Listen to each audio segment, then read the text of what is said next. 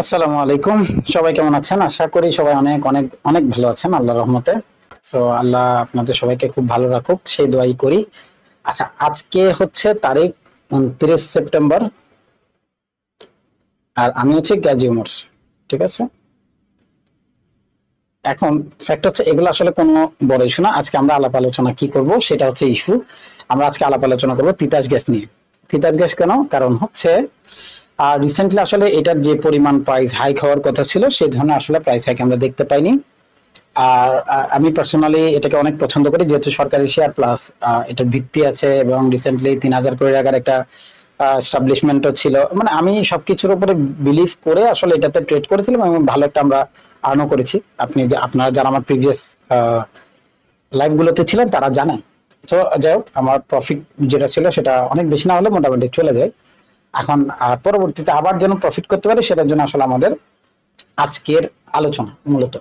তো আজকের দিনে যখন আমি তিতাসকে নিয়ে বসছি তখন এটা যদিও শেয়ার সংখ্যা একটু বেশি, এটা মনে হয় 15%-এ 9 কোটি, আমার যেটুকু মনে আছে বা আমি যেটুকু মুখস্থ করি বা করেছি। সো এখন পর্যন্ত এখানে যে প্রাইস পয়েন্ট বা এটার যে এরিয়া বেসিস পয়েন্ট যেটাই বলবেন, সবার আগে আমাদেরকে যে জিনিসটা দেখতে হবে সেটা হচ্ছে এটার মুভমেন্ট। তো এখন পর্যন্ত এটার মুভমেন্টে সেল সাইড ছাড়া কিছুই নেই। অর্থাৎ আমরা যখন এই পুরো প্রাইস পয়েন্টে, আমার এই এরিয়াটা এখন পর্যন্ত খুবই ইম্পর্টেন্ট ছিল যতক্ষণ না পর্যন্ত এখানে পৌঁছাচ্ছে। যখন সে এখানে পৌঁছালো অর্থাৎ 19 টাকা 70 পয়সার নিচে যখন সে ট্রেড করা স্টার্ট করবে, এখান থেকে আমাদের বাইজন স্টার্ট হবে। এতক্ষণ এখন আপনি বলতে পারেন ভাই তো এতক্ষণ পর্যন্ত বাইজন ছিল না কেন? তার কারণ হচ্ছে প্রাইসটা যখন এখানে এই ধরনের ক্রিয়েশন করছে এটাকে আমরা মার্কেটের ডিসেলারেশন বলি। কি বলি? ডিসেলারেশন। লাইক দিস, এই দেখেন প্রাইসটা এখানে উঠছিল, ওঠার চেষ্টা করছিল, পারেনি, ও আবার আবার আবার এরকম করতে করতে প্রাইসটা নিচের দিকে আসছে। তো এইখানে দেখেন একটা কার্ভনেস আসছে, সেম এখানে একটা কার্ভনেস আসছে। যখন এটা আসছে আমরা কি করছি? 23 টাকার লেভেলকে ধরে আমরা ট্রেড ক্লোজ করে দিচ্ছি। সো এই যে ব্যাপারটা, এই জিনিসটা আমাদেরকে বুঝতে হবে। তো এখানে যখন কার্ভনেস আসছে, প্রাইস সেলের জন্য রেডি হয়েছিল, এটা আমরা কখন বুঝছি? যখন এটাকে সে ব্রেক করে ফেলছে।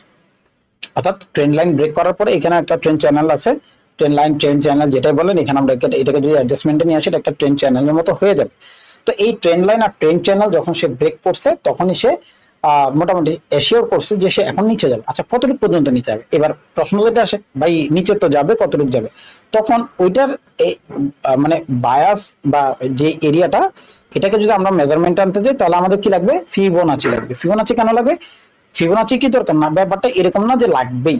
আপনার ইচ্ছা হলে ইউজ করবেন, আপনার ইচ্ছা না হলে ইউজ করবেন না। আমার ইচ্ছা হয়, আমার ভালো লাগে, তাই আমি এটাকে ব্যবহার করি। আচ্ছা, এখন ফ্যাক্টর হচ্ছে আমরা দেখতে পাচ্ছি 61-এর যে লেভেল সেটা হচ্ছে 19 টাকা 70 পয়সা। এখন প্রাইস যেখানে আছে সেটাও 19 টাকা 70 পয়সার লেভেল মূলত। তো আমরা যদি এটাকে একটু বড় করে দেখাই, দেখেন প্রাইসটা, আমি এটাকেও দেখাচ্ছি আপনাদেরকে। এটা যে লোটা আছে এটার দিকে তাকাবেন, এটা লো কোথায় দেখাচ্ছে? এটা লো দেখাচ্ছে এখানে, এই দেখেন 19 টাকা 70 পয়সা।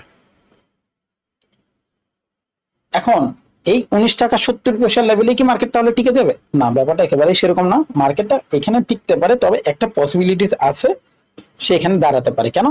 প্রিভিয়াসে দেখা যাচ্ছে এইটুক, এখানে আমরা যদি জুনের মাঝামাঝি সময় থেকে শুরু করে মোটামুটি এইটুক, এটা হচ্ছে জুলাইয়ের মাঝামাঝি, অর্থাৎ 1 মাস 30 ডেজ হিসাব করব, এই 30 দিন সে এই একটা প্রাইস পয়েন্টের মধ্যেই ঘোরাফেরা করেছে। তার মানে এখানে ভলিউম ছিল, বায়ার ছিল, সেলার ছিল, বায়ার ছিল, সেলার ছিল, দুজনের ডিসিশন নিল যে আমার এই প্রাইসটা অনেক ইম্পর্টেন্ট প্রাইস, এখান থেকে ব্রেক করার পরে প্রাইস এখানে আসছে, এখানে আসার পরে উপরের দিকে গিয়েছে। তো আমার কাছে এখন পর্যন্ত আসলে এই কারণে এই প্রাইসটা অনেক বেশি ইম্পর্টেন্ট মনে মনে হয়েছে যে ভাই এখান থেকে তো প্রাইসটা কি করতে পারে, বাই করতে পারে মনে হয়েছে। এখন আমি বলছি না এখান থেকে বাই করে ফেলবে, কখন বাই করবে? যখন মনে হবে যে এখান থেকে বাই হবে, সেটার জন্য আমাকে কি লাগবে? ভলিউম কনফার্মেশন লাগতে পারে, ক্যান্ডেলস্টিক্স কনফার্মেশন লাগতে পারে। এগুলো কি? এরপরে ফিবোনাচি তো অলরেডি পেয়ে গেছি, তারপর ব্রেক লাগতে পারে, সরি বিআরই এ কে, ঠিক আছে, ব্রেক লাগতে পারে। তারপর লাগতে পারে আর কি থাকতে পারে?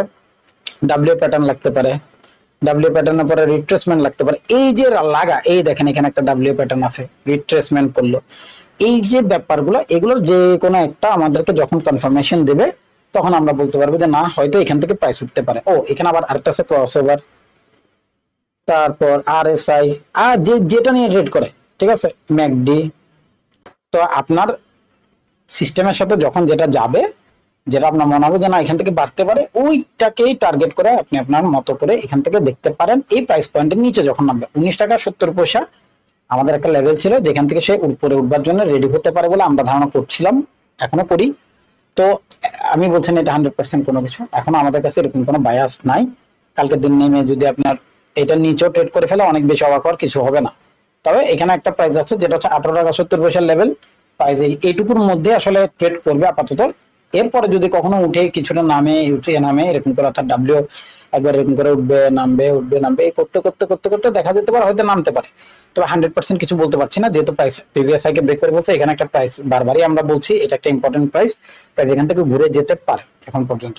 সো যদি কোনো চেঞ্জ পান অবশ্যই আপনারা এসে ট্রেড করতে পারেন। তবে আমি পার্সোনালি তখনই করবো যখন আমার সিস্টেমগুলোর সাথে যখন যেটা অ্যাডজাস্টমেন্ট আসবে, যখন মনে হবে যে না এখান থেকে হয়তো বাই হতে পারে, তখন আমরা সেটাকে আমাদের মতো করে মোটিভাল যে ইস্যুগুলো বা প্রাইস পয়েন্টের বায়াস যখন সে ক্রিয়েট করবে সেটার উপরে বেসিস করে আমরা আগাবো ইনশাল্লাহ। আর যদি আমার সাথে ট্রেড করতে চান, এটা তিতাস হোক সেটা যেটাই হোক, আর যারাই আমার সাথে ট্রেড করতে চান তারা আমার সিগন্যাল গ্রুপে অ্যাড হতে পারেন। 2000 টাকা মাস, এবং এই মাসের জন্য আমি 50 জনকে টার্গেট করছি, যে 50 জনের বেশি নেব না। এই 50 জনের মধ্যে আমি এক মাসে 4 বার আমার সাথে আপনারা গুগল মিট কল করতে পারবেন আপনাদের পোর্টফোলিও নিয়ে। হ্যাঁ, অর্থাৎ আপনাদের পোর্টফোলিওতে যদি কোনো প্রবলেম থাকে সেগুলো আমি দেখে দেবো প্রত্যেক সপ্তাহে একদিন করে। অর্থাৎ আপনি যদি সপ্তাহে একদিন আমাকে সময় দেন বা আপনার যদি সময় থাকে আমার সাথে আপনি মিটিং ফিক্স করে আমরা দুজনে বসতে পারি। থ্যাংক ইউ, ভালো থাকবেন। আমি চাই আপনারা আমার সাথে কাজ করেন, আমিও চাই আপনাদের সাথে কাজ করতে, অনেক ইচ্ছা। সো আপনাদের যদি ভালো লাগে আপনারা আমার পেড গ্রুপে জয়েন করতে পারেন, অবশ্যই আপনাদেরকে স্বাগতম। এবং ততক্ষণ পর্যন্ত ভালো থাকবেন, পরবর্তী ভিডিও আসা পর্যন্ত। আল্লাহ আপনাদের সবাইকে ভালো রাখুক, সুস্থ রাখুক, সেই কামনায়। সালাম আলাইকুম।